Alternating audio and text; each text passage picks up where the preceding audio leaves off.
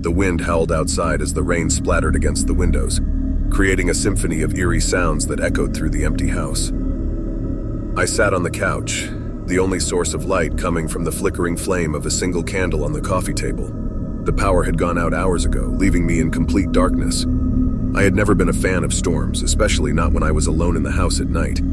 I tried to distract myself by reading a book, but every creak of the floorboards and every rustle of the wind outside sent shivers down my spine. The walls seemed to close in on me, and every shadow danced ominously in the corners of my vision. The house felt different at night, transformed into a realm of the unknown. As I turned another page, a sudden draft made the candle's flame waver, and for a brief moment, I could have sworn I heard a whisper.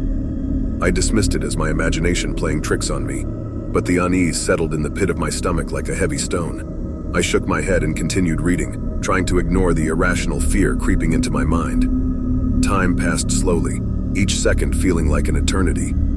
The storm showed no signs of abating, and the darkness seemed to become more oppressive with every passing moment. I glanced at the clock on the wall, only to realize that the hands were frozen in place, a permanent reminder of the power outage. Just as I began to contemplate heading to bed, a faint scratching sound echoed from upstairs. My heart skipped a beat, and I strained my ears to listen. There it was again, a slow and deliberate scratching, as if someone or something was dragging its nails along the walls. Dread settled over me like a heavy fog, making it difficult to breathe. I mustered the courage to stand up, my legs shaky as I slowly made my way towards the staircase. With every step, the scratching grew louder, accompanied by an eerie whisper that seemed to echo in the air. My palms were clammy, and my heart raced as I reached the top of the stairs, the darkness seeming even more impenetrable up here. I moved towards the source of the sound, which appeared to be coming from the hallway at the far end. My fingers trembled as I reached for the doorknob of the nearest room, and with a deep breath, I pushed the door open. The room was cold and the air felt heavy, as if it was charged with an otherworldly presence. The scratching was now a deafening crescendo, emanating from within the walls themselves. Panicked, I traced the source to an old wooden panel on the wall. With shaking hands, I pried at the edges, and to my horror, the panel came loose, revealing a narrow crawl space behind it. The scratching was deafening now, echoing off the confined space. My heart pounding in my chest, I used my phone's flashlight to peer into the crawl space. The weak beam revealed a tangle of cobwebs and darkness, but as the light danced around, I caught a glint of something metallic, a pair of eyes reflecting the feeble light back at me. I stumbled back in horror, dropping my phone, the light extinguished upon impact. The scratching stopped abruptly and the house plunged into an even deeper silence. I fumbled for my phone, my trembling fingers finally managing to find it. I turned on the flashlight again, but the crawl space was empty, as if the eyes had vanished into thin air. Fear crawled up my spine as I stumbled out of the room and slammed the door shut, my heart pounding like a drum. I couldn't stay in this house any longer. With a newfound determination, I rushed downstairs, my footsteps echoing in the darkness. I needed to leave, to escape this nightmare. As I reached for the front door, a soft whisper seemed to brush against my ear. I froze, the hairs on the back of my neck standing on end. "Don't leave," the voice whispered, a chilling plea that seemed to emanate from all around me. I turned, my heart in my throat, but the darkness revealed nothing. With trembling hands, I yanked the front door open, the rain and wind assaulting me as I stumbled outside. As I ran through the storm, the house seemed to watch me, its windows glowing with an eerie light that shouldn't have been possible without power. I never returned to that house. The memory of that night haunts me still. The scratching, the whispers, the eyes in the crawl space. I've tried to rationalize it, to convince myself that it was just my imagination running wild. But deep down, I know that something otherworldly lurked within those walls. And as the storm rages outside my window, I can't shake the feeling that I'm being watched, that something is waiting in the shadows, ready to claw its way back into my life.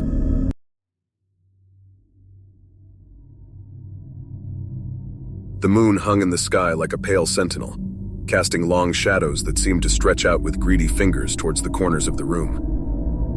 I sat on the couch, clutching a mug of lukewarm tea, trying to chase away the chill that had settled deep into my bones. My parents were out of town for the weekend, leaving me alone in our creaking old house that always seemed to come alive with eerie sounds when night fell. I had always considered myself brave, unfazed by the stories of ghosts and ghouls that circulated amongst my friends. But being home alone at night had a way of transforming even the staunchest skeptic into a trembling mess. Every creak of the floorboards sounded like a whisper, every gust of wind like a plaintive cry.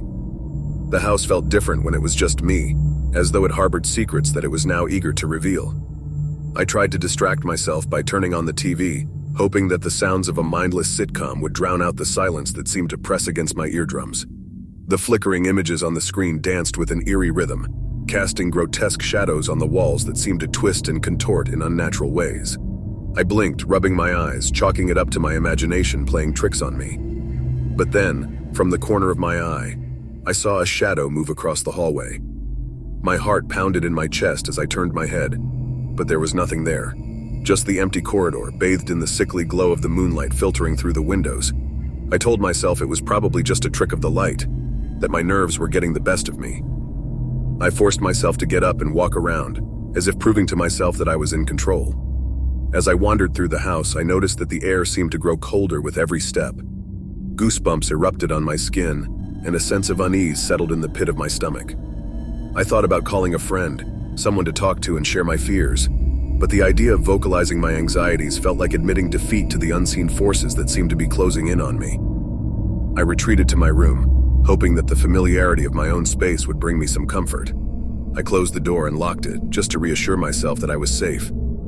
But even with the door closed, I could still hear the faint sounds of whispers, like voices carried on a breeze that shouldn't have been able to breach the confines of my room. I pressed my hands over my ears, trying to block out the noise, but it only seemed to grow louder, more insistent.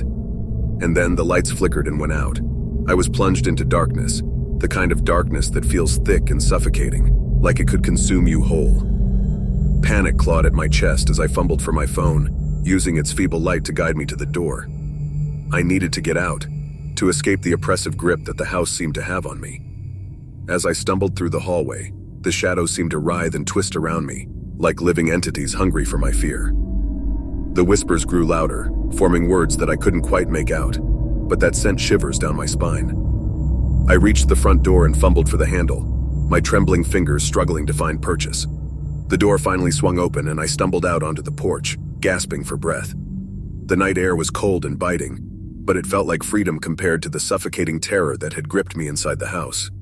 I looked back at the darkened windows, half expecting to see something staring back at me. But the house remained still, silent, as though it had never been the source of my torment. I spent the rest of the night huddled on the porch, watching the stars twinkle overhead. The first light of dawn finally began to creep over the horizon, chasing away the darkness and the terrors that had plagued me throughout the night. The house stood before me, innocuous and unassuming like any other house on the block.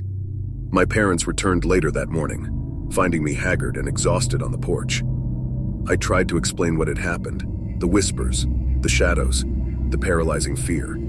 But as the words left my lips, I realized how absurd they sounded. My parents exchanged worried glances, attributing my experience to an overactive imagination and the unfamiliarity of being alone in the house. But deep down, I knew that something had happened that night. Whether it was a manifestation of my fears or something more sinister, I couldn't say for certain. All I knew was that I would never feel quite the same in that house again, and the memory of that night would haunt me for years to come.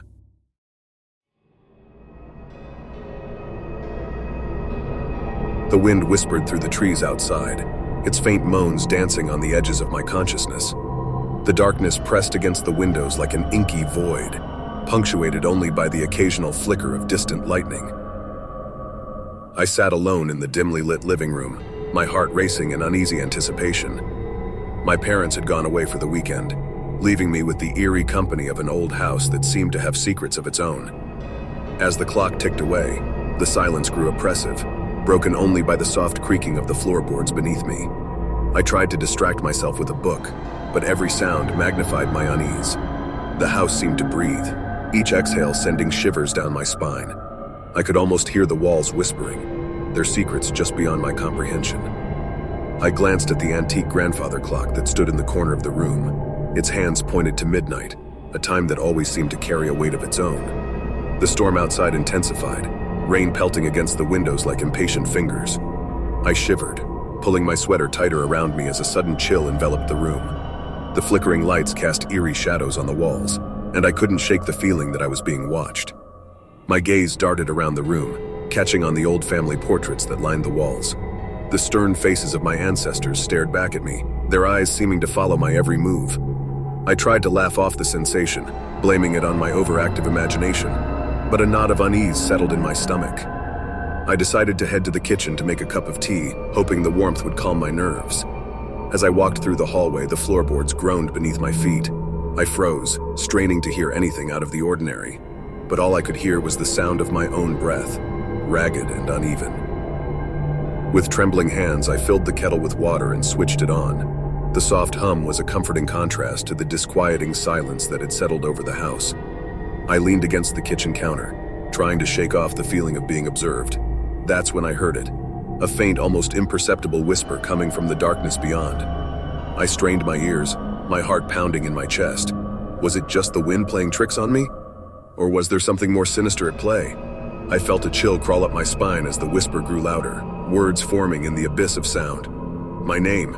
Someone was calling my name, a disembodied voice that seemed to come from all directions at once.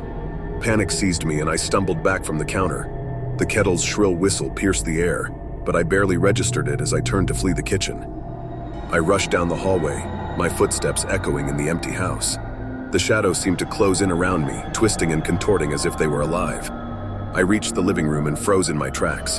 The portraits on the walls now seemed to leer at me, their expressions twisted into malevolent grins. The whispers grew louder, a cacophony of voices that sent shockwaves of terror through my body. I stumbled backward, tripping over a rug and falling to the floor. The whispers seemed to converge on me, wrapping around me like icy tendrils. Desperation fueled my actions as I scrambled to my feet and bolted toward the front door. I fumbled with the lock, my fingers trembling uncontrollably. Just as I managed to wrench the door open, a gust of wind extinguished the candles that had been providing the only source of light. The darkness surged forward, swallowing the doorway and forcing me back into the house.